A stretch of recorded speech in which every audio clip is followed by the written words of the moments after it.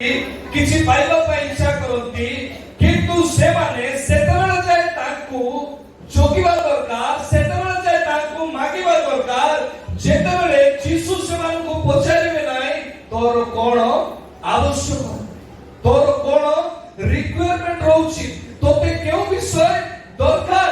ମୋ ପ୍ରିୟ ମାନେ ଆମେ ଅନେକ ଥର ମୋ ପାଖରେ ପ୍ରେୟର ରିକ୍ୱେଷ୍ଟ ଆସିଥାଏ ଆଉ ତାହା ମତେ ପ୍ରାର୍ଥନା କରିବା ପାଇଁ ଇଚ୍ଛା हुए नहीं।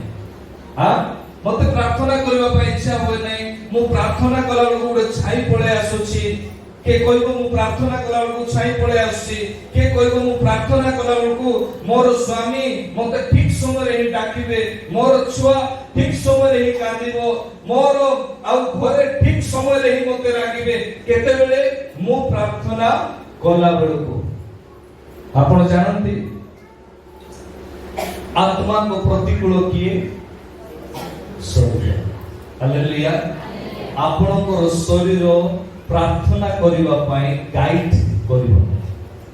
Praise the Lord. बाइबल कहूची आपनकर शरीर प्रेयर करिबा पई गाइड करिबो नाही, आपनको हेल्प करिबो नाही, आपनको साहाय्य करिबो नाही। कोन पई आत्माकर शरीर होची प्रतिकूल। तो जेते बेले गोटे व्यक्ति निजर शरीर को निज आयत्तरे रखे, आयत्तरे रखिबार अर्थ चौरतार एक पर्वर 13 पद जदि आमे देखिबा एठी कहा जाय जो माने प्रभु यीशुकर संतान हेले से माने रक्तरु पुनी शरीरर इच्छारु अबा मनुष्यर इच्छारु जात हेले नाही। एठी गोटे विषय